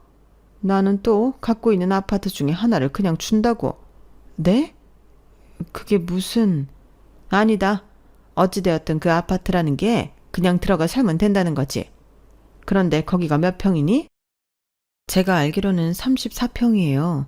위치도 나쁘지 않아요. 지하철역이랑도 가깝고 단지 안에 어린이집이랑 초등학교도 있어서 애기 낳아도 키우기 좋고요. 호모? 너는 아직 생기지도 않은 애 얘기를 벌써 하는구나? 네? 아니야. 근데 집이 그렇게 크다니 너희 둘이 살기엔 집이 아주 대궐이겠구나? 원래 신혼부부는 작은 집에서부터 시작하는 건데 그래야 살림 넓혀가는 재미도 알고 말이요. 그래서 내 생각인데 말이다. 니들한테 그 집은 너무 과분한 것 같다. 다른 집이 좋을 것 같은데? 다른 집이라뇨? 그게 제가 선택할 수 있는 게 아닌데요. 마침 전세 기간이 끝난 세입자가 있어서 저희가 운 좋게 들어가는 거라. 그냥 주시는 대로 감사한 마음으로 사는 거죠. 그래, 누가 뭐라니? 나는 그냥 그 집이 너희 둘이 쓰는 것보다는 우리 큰아들 내외가 쓰는 게 나을 것 같아서. 그때 봤지? 애들이 아직 어리고 둘이나 되니 집이 좀 커야 하거든. 저는 예비 시어머니 말에 머릿속에 온통 물음표만 가득했어요. 그럼 저희 아빠가 빌려주시는 아파트에 저희가 아닌 다른 사람을 살게 하자는 소린데 무슨 생각이면 저런 말을 할 수 있을까? 그때부터는 예비 시어머니가 이상한 사람처럼 보이더라고요. 그래서 제가 좀 더 자세한 이야기를 들어보려고 이렇게 물었어요.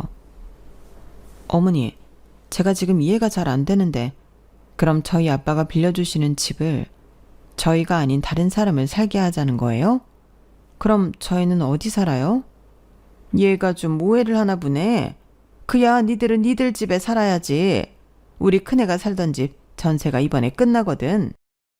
그래서 이사를 가네 마네 하는데 마침 니네 아버지 집 이야기를 정훈이가 하길래 이거다 싶었거든. 그 집에 일단 네 아주버님들 우리 큰애 식구들 살게 하고 너희는 우리 큰애가 살던 집 전세 보증금 빼서 줄 테니 그 돈으로 집 구하면 되지. 너희 신혼집 마련할 돈 없어서 친정에서 집 해주신다고 한 거잖아. 그럼 그 보증금이 얼마인데요? 그래도 한 1억 될걸? 너희는 애도 없으니 한 2년 정도는 작은 집에서 알콩달콩 재미 보면서 살아도 되잖아. 그럼 나중에 아주버님 내에는 저희 아빠 집을 어떻게 비워주실 건데요? 무상으로 쓰는 거라 보증금도 없고 그냥 몸만 나가셔야 하는데 저희 보증금 다 주고 처음부터 다시 모으시려고요? 그야 뭐 아직 먼 얘기지 않나? 지금 당장 코앞에 닥친 일을 해결하고 그 후의 일은 그 후에 생각하면 되지. 설마 네 아버지가 남도 아닌데 우리 아들더러 나가라고 하실까? 설마 그거 믿고 지금 이러시는 거예요? 저희 아빠가 나가라는 말 못하면 계속 그 집에서 살 수 있을 것 같으셔서? 어머? 얘가 말을 좀 기분 나쁘게 하네. 나는 엄마로서 아들 둘이 잘 살 수 있는 방법을 너한테 얘기한 거야. 내가 무슨 니네 아버지 집을 뺏기라도 하겠다고 했니? 솔직히 저는 그렇게도 들려서요. 우선 저희 아빠 입장에서 생판 남한테 집을 빌려주실지부터가 의문이라. 너무 기대는 하지 마세요. 예, 내가 정말 너한테 이런 모습까지는 보여주고 싶지 않은데 나 곧 네 시어머니 될 사람이다. 네가 현명히 잘 행동해야 집안에 불화가 없는 거야. 네가 아무 소리 안 하고 있다가 나중에 이런 사정이 있어서 네가 양보했다고 좋게 말을 하면 되지. 이미 들어가 살고 있는 사위 형네를 뭐 쫓아내게 하시겠니?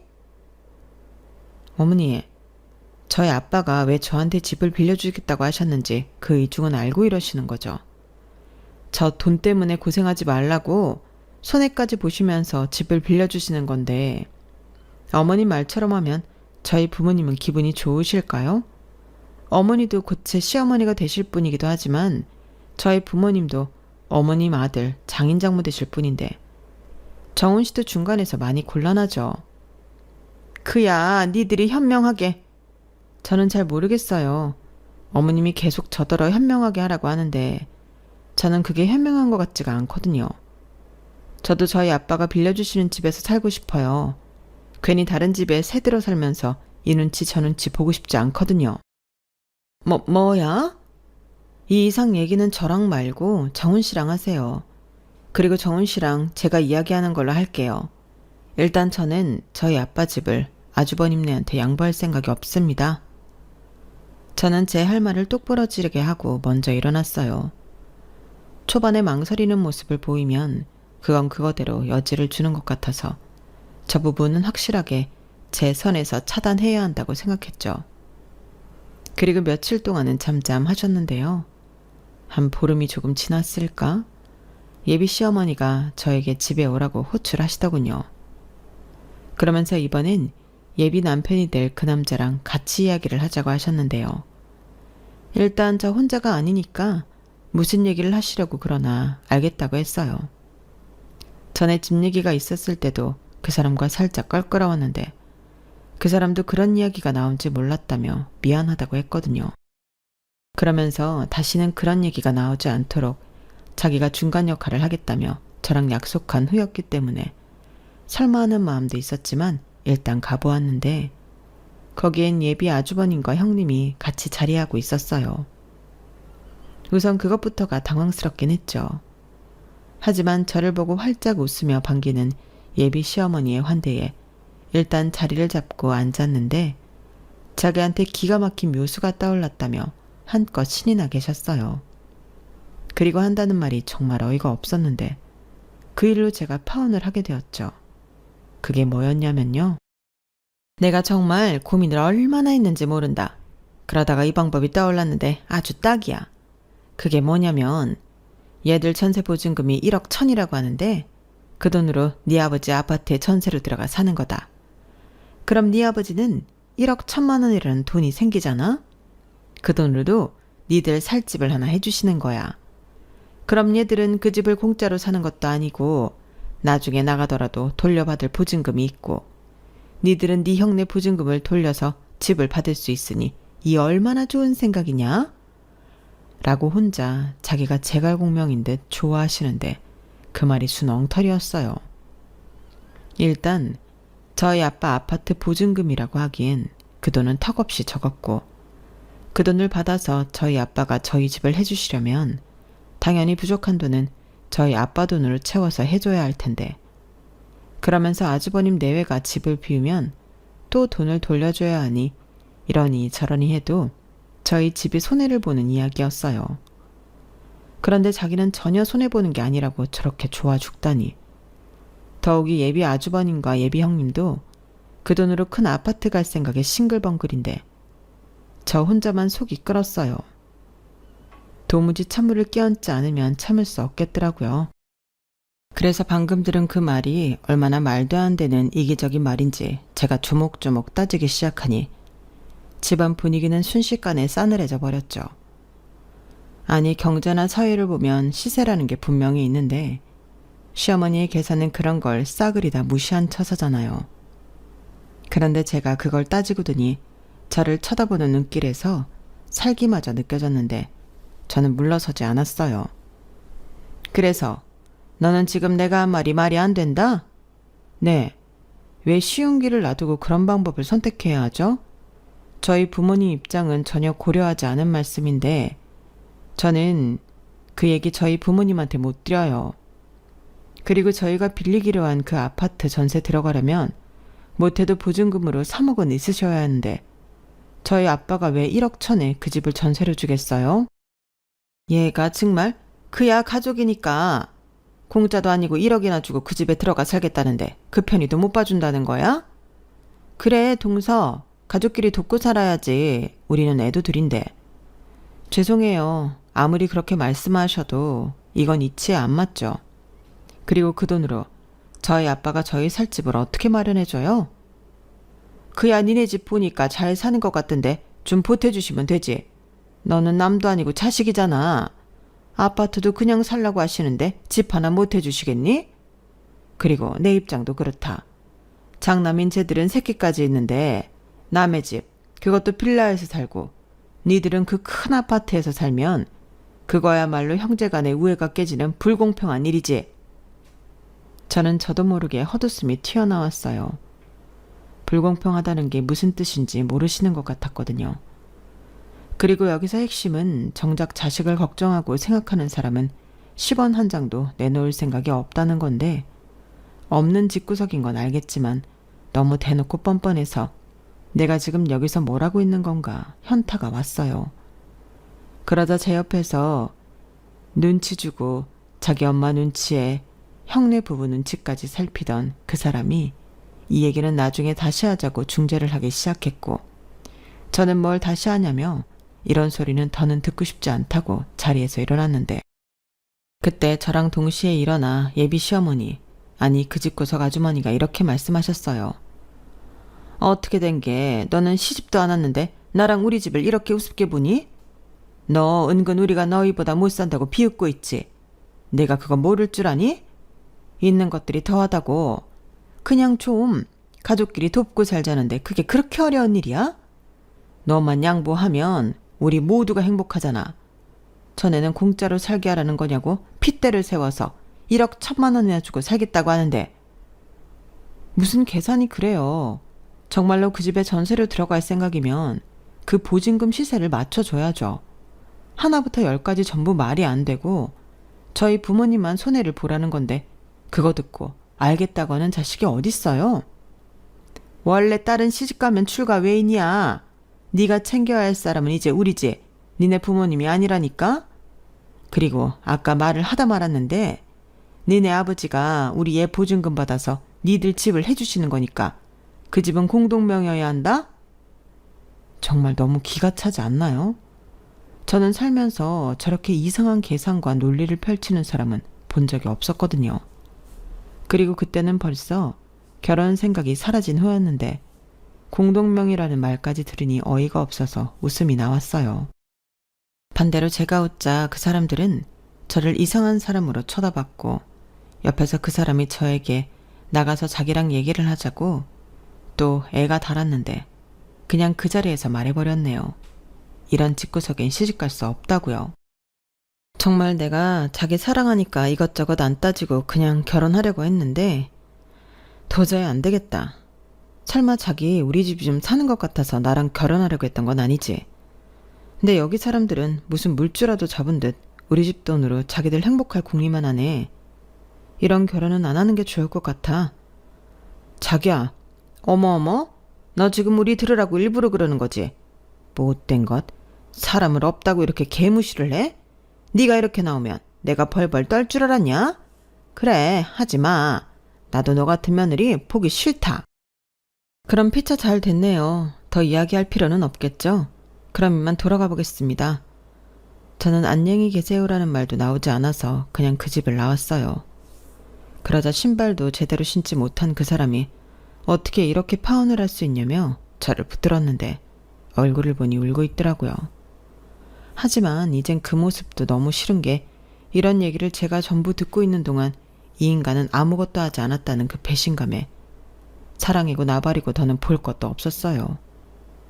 그래서 우리 인연은 여기까지라고 생각하자고 말하고 회사는 내가 그만두겠다고 했는데 그 사람이 절대 저랑 헤어질 수 없다며 제 손을 잡고 놔주지 않더군요. 왜 나한테 그래? 아까는 아무것도 못했잖아. 솔직히 자기한테도 실망했어. 이런 집에 내가 시집 오면 나만 고생이지. 정 나랑 결혼하고 싶으면 자기 식구들이랑 연 끊고 와. 다시는 이런 말도 안 되는 소리 내가 듣지 않도록 자기 손에서 다 정리하고 온다면 그때는 다시 생각해 볼게. 그거 아니면 나 붙들 생각도 하지 말고. 그래도 그렇지. 이렇게 가면 나는 어쩌라고. 우리 엄마가 뭐 꼭 나쁜 뜻에서 한 소리는 아니란 말이야. 우리랑 형이랑 다 생각해서. 제발 닥칠래? 그래서 정작 부모인 당신은 아무것도 안 하면서 남인 우리 부모님한테 그걸 떠넘긴다고? 나는 효녀는 아니지만 이렇게는 못해. 이거 놔? 소리 질러서 이 동네에 유명인사 만들어줄까? 저는 정말 진절머리가 난다는 얼굴로 그 사람의 손을 뿌리쳤어요. 그리고 그 길로 뒤로 돌아보지 않고 집에 돌아와 제 방에서 혼자 울었는데 그냥 이렇게 끝날 연애를 거창하게 했다는 것이 너무 슬퍼서 눈물이 났어요. 그리고 차근차근 저희 부모님에게도 제 파혼 의사를 전달했고 저희 엄마는 무슨 그런 집구석이 다 있냐며 냉장고에서 얼음을 꺼내 아그작 씹어드셨는데 저희 아빠도 알겠다고 짧게 이야기하실 뿐이었죠. 그렇게 저는 회사도 정리하고 마음을 추스릴 시간을 갖기로 했어요. 그때 저희 엄마가 정식으로 식 올리기 전에 그런 집인지 알게 되어 천만 다행이라고 저더러 더는 신경 쓰지 말고 코로나 끝나면 다시 외국에 보내줄 테니 자유롭게 살라고 하셨는데 그래도 한때는 사랑한 사람이라 그 후유증이 없을 수는 없었죠. 그런데 그렇게 몇 달이 지나고 그 사람에게 집요하게 연락이 오기 시작했어요. 제가 받지 않자 저희 부모님이 대신 받아서 좋게도 이야기하고 혼도 내시면서 연락하지 말라고 하셨는데 저한테 마지막으로 사과는 하고 싶다면서 허락을 구하더군요. 그래서 제가 알겠으니 이번에 만난 후로는 절대 연락하지 않는 걸로 하자고 약속한 뒤 약속 장소에 나갔는데 저 역시 그 사람하고는 좋게 마무리 짓고 싶은 마음에 결정한 거였어요. 시작도 둘이 했으니 끝도 둘이 잘하면 이 이후의 시간엔 조금 덜 힘들 것 같았거든요. 하지만 제가 약속 장소에 나가니 그 사람만 혼자 있었던 게 아니었고 저는 또다시 그날의 악몽이 떠오르는 것 같았는데 그 자리엔 그때 제가 마지막으로 봤던 그 식구들이 전부 와 있었어요. 그러면서 이 역시 자기 의도는 아니라는 듯 그 사람만 중간에서 어쩔 줄을 몰라 했는데 한숨부터 나오더군요. 저런 사람을 착해서 좋다고 생각한 제가 등신같이 느껴졌어요. 그런데 그 순간 자기들도 저한테 할 말이 있어 왔다며 당당하게 저더러 앉으라고 명령조로 말씀하셨는데 저는 꿀릴 것도 없어서 자리에 앉았어요. 그래, 네 승질대로 하니까 좋으냐? 이렇게 어른을 여기까지 나오게 만들고. 제가 오시라고 한 게 아닌데요. 아주 끝까지 지가 잘났지. 그래, 너 잘나서 좋겠다. 근데 내가 여기까지 온 이유는 그 아주머니는 차마 그 뒤에 말을 이을 수 없었는지 쉽게 말을 하지 못했어요. 그리고는 자존심이 상하지만 어쩔 수 없다는 듯 자기가 미안하다는 말을 했는데요. 이렇게 자기 착한 아들이 마음 아파하는 꼴을 볼 수 없다고 하더군요. 그래, 내가 이기적이었다는 거 인정하마. 원래 사람이 궁지에 몰리면 그런 실수를 하기도 해. 그러니까 네가 한 번만 받아오. 글쎄요, 이미 다 끝난 일이라. 에이, 재수씨, 그러지 말고 좋게 좋게 가요. 둘이 좋아하잖아. 그래, 동서, 내가 앞으로 잘해줄 테니까 그냥 결혼해. 진짜 왜들 그러세요? 사람 곤란하게. 그럼 결혼할 테니까 이 순간부터는 저한테 아무 얘기 안 하실 수 있으세요? 그래, 안 하마. 대신 마지막으로 사돈한테 돈 조금만 빌리자. 내가 분명 그냥 달라고 하지 않고 빌려달라고 했다? 가족끼리니까 힘들면 돈 좀 빌리고 그럴 수 있지. 뭐라고요? 저는 그때 가족이라는 단어가 다른 의미로 너무 싫었어요. 그래서 말 같지도 않은 소리 그만하라고 파혼했는데 여기서 내가 왜 그쪽 가족이냐고 소리를 버럭 질러버렸는데 그러자 사정이 딱 하면 모르는 사람도 돕고 살지 않냐고 자기 아들 얼굴 봐서 자기를 좀 도와달라고 사정을 하더군요. 사정이나 마나 저는 그 자리가 너무 싫어서 자리를 박차고 일어났어요. 그리고 그 사람을 쏘아보며 마지막까지 이런 모습을 보게 하냐고 한 소리를 했는데 자기도 이루고 싶지 않았다며 차마 얼굴을 들지 못했죠. 그래서 좀 잔인하지만 그 자리에서 내가 파혼하는 이유는 니네 식구들도 있지만 네가 이렇게 한심하기 때문이라고 콕 집어서 얘기를 했는데요. 그 사람들 모두 벙진 얼굴로 저를 쳐다봤어요. 그래서 내친 김에 나 말고 다른 여자 만나서 결혼을 하고 싶으면 그것부터 고치라고 말하고 그 자리를 떠나려 했는데 제 뒤통수에 대고 커피값을 내고 가라고 그 아주머니가 말씀하시더군요. 참고로 저는 커피를 마시지 않았어요. 그러니까 그 아주머니의 말은 자기들이 마신 커피값을 내고 가라는 건데 정말 웃기지도 않아서 대꾸도 하지 않고 그냥 그 카페를 나와버렸죠. 그렇게 집에 오는 내내 기분이 참 불쾌했어요. 아니, 어떤 인생을 살면 저렇게 살 수 있는 걸까요? 시간이 지난 지금도 그 점은 저에게 있어서 미스테리입니다. 저희 집이 막말로 재벌도 아니고 뭘 저렇게 받아내겠다고 덤벼드는 건지 아직까지도 그저 저희 부모님에겐 죄송한 마음뿐인데요. 제 딴에는 사람을 잘 봤다고 생각하는데 너무 한 사람만 본 것이 문제였죠. 그날 이후 그 사람은 마지막이라며 자기가 자기 가족이랑 연을 끊으면 되돌릴 수 있는 거냐고 연락을 했어요. 정말 지긋지긋했는데 그때 말했죠. 이젠 그렇다고 해도 내가 너랑 다시 시작하고 싶은 마음이 없다고요. 그리고 오늘부로 번호 차단할 거고 다른 번호로 전화를 하든 집에 찾아오면 스토커로 신고해버릴 거라고 정색하며 말했는데 제가 이 사람한테 이런 태도로 마지막을 이야기할 줄은 정말 몰랐어요. 하지만 어쩔 수 없었고 지금도 그때 일을 떠올리면 후회가 없는데요.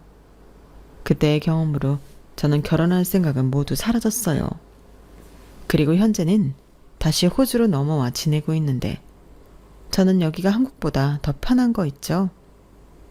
지금 하고 있는 일은 한국에 본사를 두고 있는 회사 일이라 한국에는 종종 가지만 아직도 가끔은 그때의 일들이 떠올라 생각이 많아지곤 합니다. 누군가는 새로운 사람을 만나야 그 생각에서 벗어날 수 있다고 조언해 주기도 하는데 그것도 그러고 싶은 사람을 만나야 가능하죠. 그래서 현재는 그런 생각 없이 제가 한 선택이 옳았음을 늘 생각하며 앞으로 더 잘 살자고 저를 다독이는데, 부디 그 인간들도 자기들이 얼마나 말도 안 되는 거지근성을 보였는지 깨달았으면 좋겠네요. 아니, 어쩌면 그 아주머니는 지금까지도 이상한 계산과 논리를 펼치며 다른 사람을 경악하게 만들고 있을까요? 정말 살다 그런 사람은 처음입니다. 그나저나 그 착한 사람이 이젠 착한 등신이 아닌 못되더라도 현명한 사람이 되길 바라는 마음입니다. 언젠가는 저도 진짜 제 짝을 만나는 날이 오겠죠. 지금은 생각이 없지만 또 그런 인연이 제 인생에도 있을 거라고 생각하며 저는 앞으로 더욱 열심히 또 멋지게 제 인생을 펼치며 살아가도록 하겠습니다. 그럼 지금까지 제 사연 들어주셔서 대단히 감사합니다. 내일 건강 잘 챙기시고요. 좋은 인연과 설레는 일만 가득한 멋진 하루 되시길 바라겠습니다. 안녕히 계세요. 여러분, 사연 댓글에 응원과 현명한 조언 부탁드려요. 좋아요, 구독은 저에게 큰 힘이 됩니다. 오늘도 좋은 일 가득하세요.